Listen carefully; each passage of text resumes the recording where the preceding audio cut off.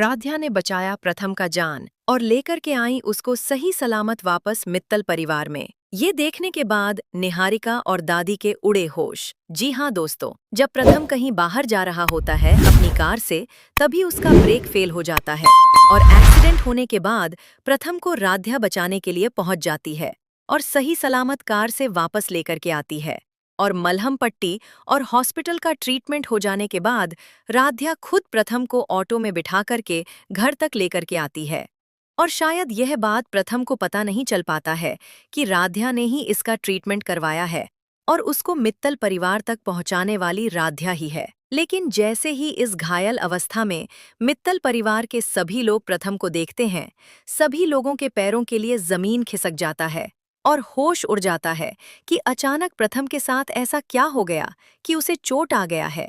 वहीं दूसरी तरफ रजनी और ओमकार ये सोचने लगते हैं कि जब से निहारिका के साथ प्रथम की शादी तय हुई है, तभी से कोई न कोई घटना मित्तल परिवार में घटती चली जा रही है।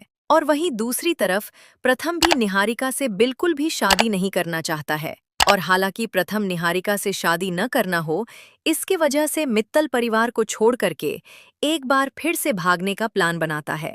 लेकिन प्रथम इस प्लान में कामयाब नहीं हो पाता है और वहीं दूसरी तरफ फिर से वो सीढ़ियों से गिरने का नाटक करता है, जिससे कि मित्तल परिवार के लोगों को यह पता चल जाए कि निहारिका से जब से शादी कंफर्म हुआ है प्रथम का, तब से कुछ न कुछ गड़बड़ होता चला आ रहा है। वहीं दूसरी तरफ जब प्रथम तैयार होकर के शादी के लिए मित्तल परिवार में आता है, तभी निहारिका को शक होने लगता है कि कहीं मित्तल परिवार के लोग प्रथम के जगह पर कहीं किसी और से हमारी शादी न कर दें। इसलिए वो तुरंत प्रथम का मुखौटे के ऊपर गिर जाती है और मुखौटा हटा करके देखने की कोशिश करती है कि सच में प्रथम है या कोई और है।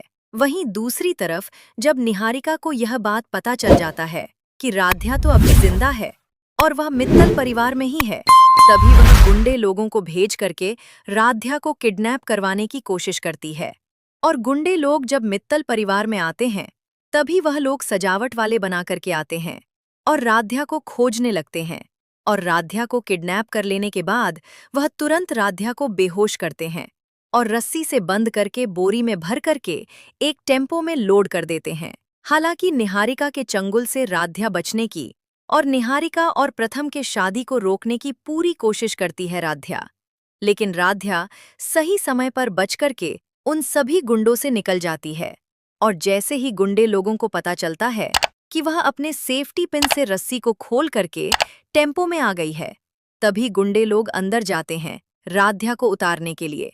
तभी राध्या वहां पर बर्तनों से उन पर वार करने लगती है और उनसे जोर से झगड़ा करने के बाद राध्या किसी तरीके से गुंडों के चंगुल से बच करके निकल जाती है और वहां भाग भाग कर मित्तल परिवार में जाती है, देखने के लिए कि क्या सच में प्रथम की शादी हो गई या अभी बाकी है।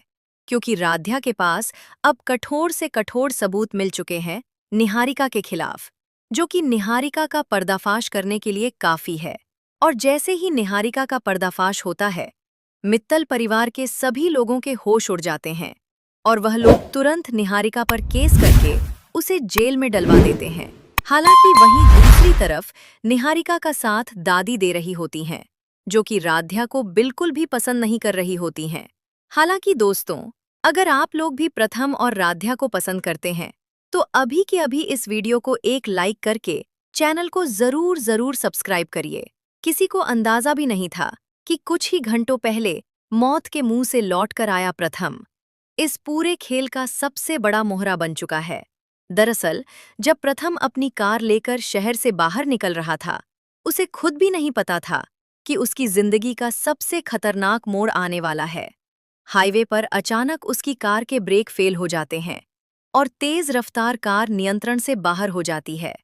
सामने खाई, पीछे तेज रफ्तार ट्रक, हर तरफ मौत ही मौत। उसी वक्त जैसे किस्मत ने उसे एक आखिरी मौका दिया हो, सड़क के किनारे खड़ी एक लड़की तेजी से उसकी ओर भागती है। वो थी राध्या।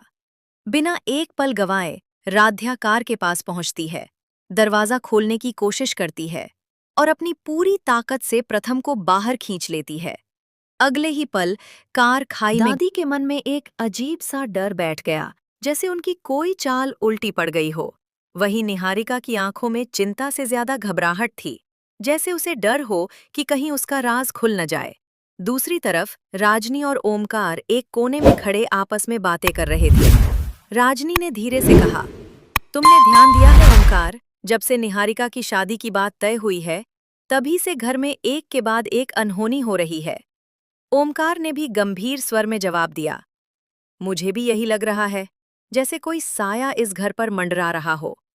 लेकिन वे दोनों ये नहीं जानते थे कि ये साया कोई और नहीं, बल्कि उसी घर के अंदर मौजूद था।